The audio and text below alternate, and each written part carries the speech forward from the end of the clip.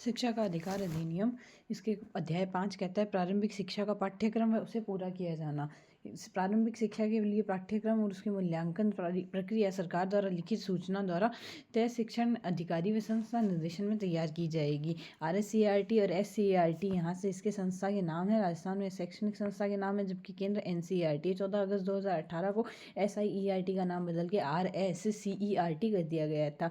सरकार द्वारा मूल्यांकन प्रक्रिया तैयार करने के लिए निम्न बातों का ध्यान में रखा जाता है। यहाँ से पाठ्यक्रम में मूल्यांकन प्रक्रिया संविधान के दिए मूल्यों के अनुरूप होनी चाहिए। बालक का सर्वांगीण विकास होना चाहिए। उसमें बालक में ज्ञान, नॉलेज, पोटेंशियलिटी, अंतःशक्ति व टैलेंट, योग्यता का निर्माण होना चाहिए। मानसिक व शारीरिक क्षमता का विकास के अधिक अवसर प्राप्त होने चाहिए। बालक केंद्रित व बाल अनुकूल तरीके की खोज डिस्कवरी होनी चाहिए। एक्सप्लोरेशन होना चाहिए उसमें, और साथ ही गतिविधि आधारित शिक्षण होना चाहिए। शिक्षा का माध्यम जहाँ तक हो सके बच्चों की मातृभाषा के अनुरूप होना चाहिए। स्कूल में भय मुक्त वातावरण होना चाहिए ताकि बालक सोच समझकर निर्णय ले सके। बच्चों के ज्ञान को समझने और उनके उपयोग करने के लिए सतत व व्यापक मूल्यांकन CCE शिक्षण प्रक्रिया के दौरान होना चाहिए। परीक्षा व समापन प्रमाण पत्र परीक्षा प्रारंभिक शिक्षा यानी कक्षा 8 तक पूरी करने के लिए बालक को बोर्ड परीक्षा में बैठना आवश्यक नहीं होगा।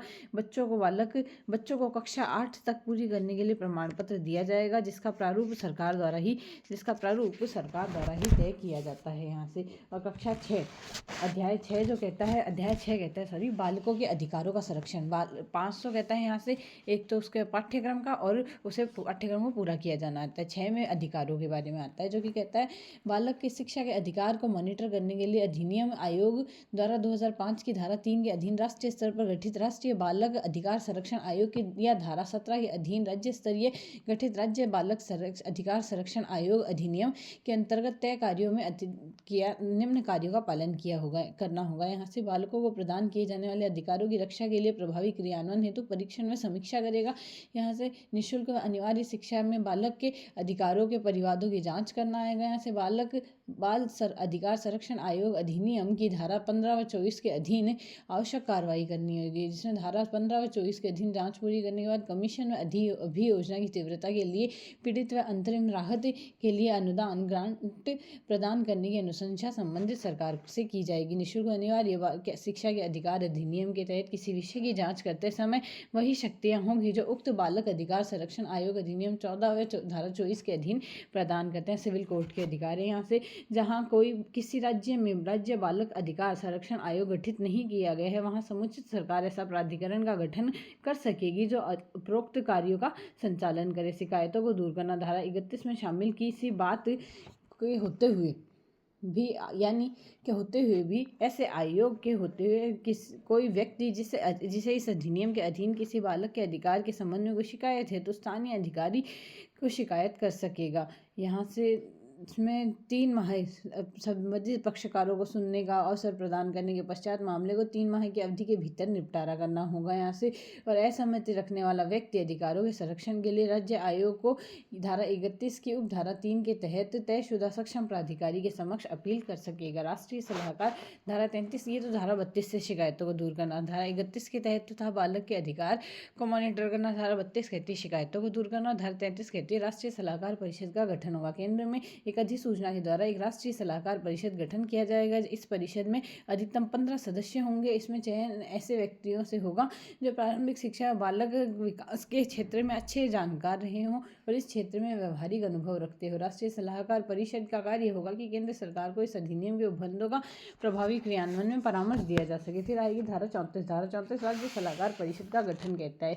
इसके तहत यहाँ से राज्य सरकार अधिसूचना द्वारा एक सलाहकार परिषद का गठन करेगी, जिसमें 15 सदस्य होंगे। इसका चयन नियुक्ति ऐसे व्यक्तियों की होगी जो धारा 15 जो प्रारंभिक शिक्षा बाल विकास के अच्छे जानकार हो, इन क्षेत्रों में व्यवहारिक अनुभव रखते हो। राज्य सलाहकार परिषद का कार्य केंद्र सरकार के अधिनियम प्रभावी क्रियान्वयन का होगा। उसके अध्याय 7 में आता है प्रकीर्ण, मतलब कुछ अन्य बातें आएंगी जिसके तहत कहा गया निर्देश जारी करने की शक्ति धारा 35 में होती है।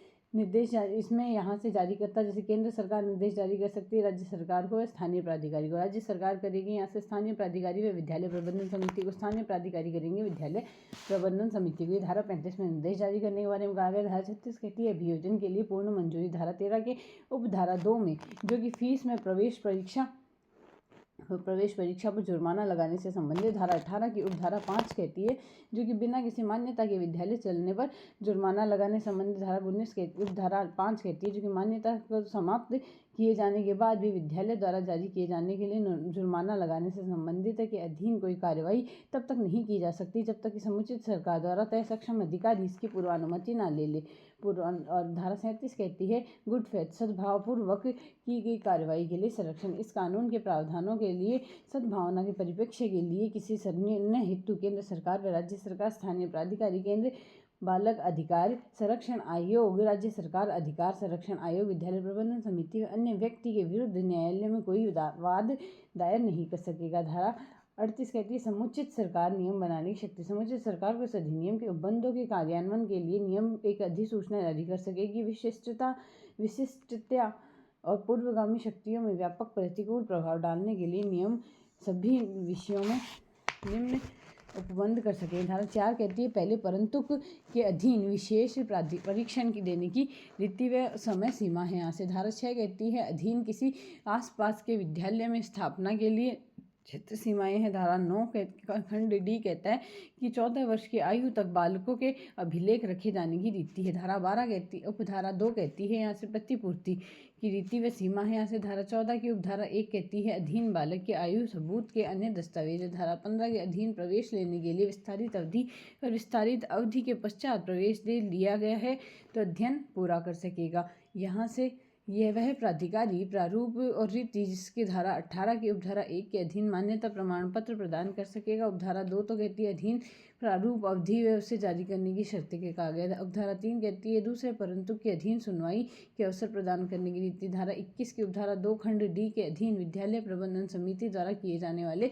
अन्य कृत्य होंगे। धारा 22 की उपधारा 1 के अधीन विद्यालय विकास योजना तैयार की रीति आएगी। धारा 23 की उपधारा 3 के अधीन शिक्षक को सदैव वेतन व भत्ते उसकी वेतन के निबंधन की शर्तें हैं। यहाँ से धारा 24 उपधारा 1 खंड एफ के अधीन शिक्षक द्वारा पालन किए जाने के कर्तव्य है। उपधारा 3 के अधीन शिक्षक को शिकायत दूर करने की रीति है। धारा 30 की उपधारा 2 के तहत प्रारंभिक शिक्षा पूरी करने के लिए प्रमाण पत्र देने की प्रारूप की और रीति है। यहाँ से उपधारा 3 के अधीन प्राधिकरण उसके गठन की रीति और उसके निबंध और शर्तें हैं। उपधारा 3 के अधीन राष्ट्रीय सलाहकार परिषद के सदस्य के भत्ते व उनकी नियुक्ति अन्य निबंधन की शर्तें हैं। उपधारा 3 के तहत 34वें धारा 3 में उपधारा 3 के सलाहकार परिषद के सदस्य वेतन भत्ते व उनकी नियुक्ति से संबंधित यहाँ से शर्तें हैं।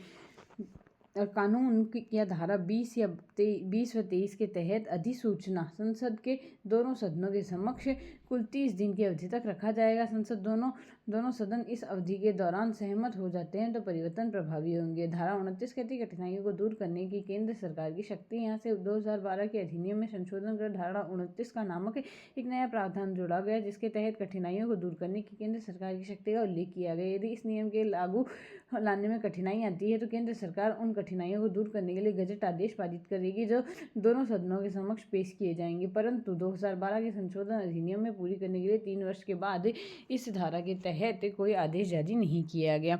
इसके तहत विद्यालय में मानक है। यहाँ से शिक्षकों की संख्या के संबंध में प्रवेश के समय यहाँ से अगर 60 विद्यार्थी हैं, हमारे पास 60 विद्यार्थी है तो 60 विद्यार्थियों के लिए 2 शिक्षक होंगे। 60 से 90 61 से 90 में 3 होंगे, 90 से 120 में 4, 121 से 200 में 5 होंगे, 150 में 5 + 1 हेड टीचर भी होगा और 200 में आएगा यहाँ से 40:1 का शिक्षक के अनुपात से अधिक नहीं होना चाहिए, प्राधान्याध्यापक को छोड़कर।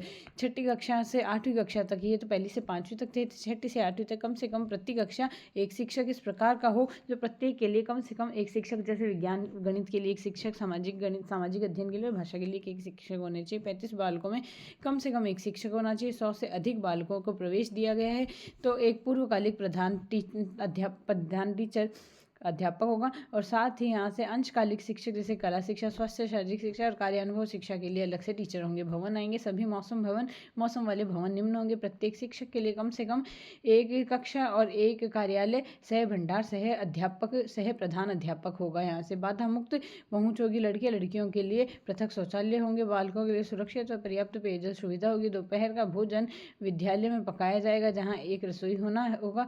खेल का मैदान होगा। साथ ही सीमा दीवार या वार्ड द्वारा विद्यालय भवन की सुरक्षा आएगी। यहाँ से विद्यालय भवन की सुरक्षा आएगी और एक शैक्षणिक वर्ष कार्य दिवसीय या शिक्षक घंटों की न्यूनतम संख्या आएगी। यहाँ से कक्षा 1 से 5 तक, यहाँ से 200 कार्य दिवस होंगे, 800 शिक्षक घंटे होंगे। 6 से 8 तक 220 कार्य दिवस, 1000 शिक्षक घंटे होंगे प्रति शैक्षणिक वर्ष में। शिक्षक के प्रति सप्ताह कार्य घंटों की संख्या 45 शिक्षण घंटे के अंतर्गत तैयारी के घंटे भी शामिल होंगे। अध्यापक शिक्षण उपकरण, प्रत्येक कक्षा के लिए अपेक्षा अनुसार अध्यापक शिक्षक उपकरण उपलब्ध कराए जाएंगे। प्रत्येक विद्यालय में एक पुस्तकालय होगा। समाचार पत्र, पत्रिकाएं और सभी विषयों की पुस्तकें के अंतर्गत कहानी पुस्तकें भी उपलब्ध होगी। प्रत्येक कक्षा की अपेक्षा अनुसार खेल सामग्री, खेल क्रीड़ा उपकरण होंगे।